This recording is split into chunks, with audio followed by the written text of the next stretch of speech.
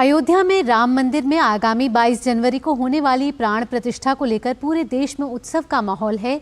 तो देवी सीता की जन्मस्थली बिहार के पुनौरा धाम और चंपारण के वाल्मीकि आश्रम में तैयारियां जोरों पर हैं। देखिए हमारे पटना ब्यूरो से एक खास रिपोर्ट।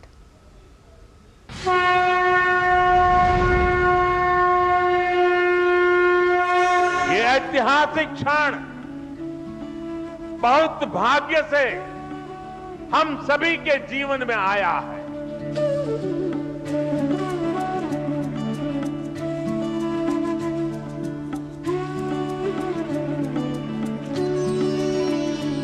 त्रेता युग में भगवान विष्णु जब राम अवतार में इस धरती पर अवतरित हुए थे, तब भी शायद अयोध्या में इतना जश्न नहीं मनाया गया होगा, क्योंकि तब किसी को अंदाजा नहीं रहा होगा कि राजा दशरथ का पुत्र एक दिन भक्तों का श्री राम बन जाएगा।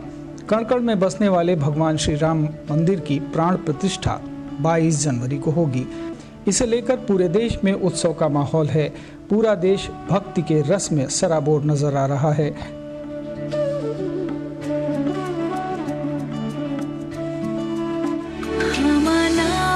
दिवाली आज दिल खोल के जन्मभूमि के लाल राम आए हैं, होकर के बनवास पूरी लौट अपने गवध, जन्मभूमि के लाल राम आए हैं। कई भक्त तो ऐसे भी हैं जो रामलला को इतने सालों से टेंट में रहते देख आहत थे।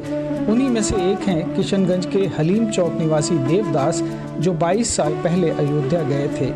तब श्री राम की ये हालत देखकर उन्होंने संकल्प ले लिया था कि जब तक राम मंदिर की प्राण प्रतिष्ठा नहीं होगी, तब तक वे चप्पल नहीं पहनेंगे। मैं देखा कि राम जी एक टेंट में, तिरपाल में मुझे काफ़ी वेदना हुई, तो उसी से संकल्प लिया तब तक श्री राम जी का भव्य मंदिर नहीं मैं बन जाता, तो अपना जन्म पादुका नहीं छाड़ता, चप्पल का त्याग कर दिया।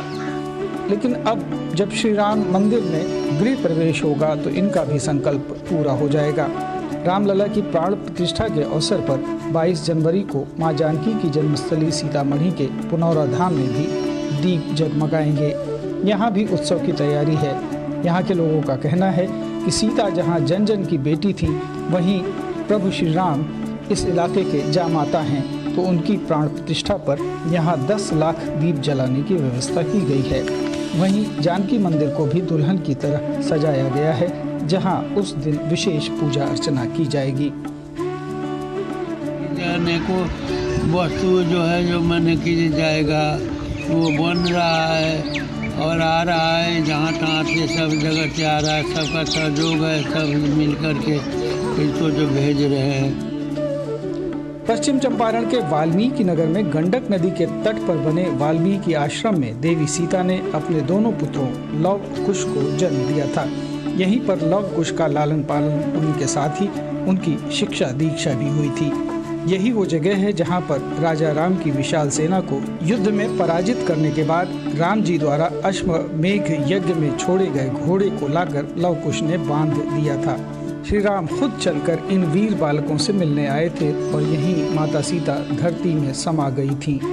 यहाँ भी उत्सव का माहौल है।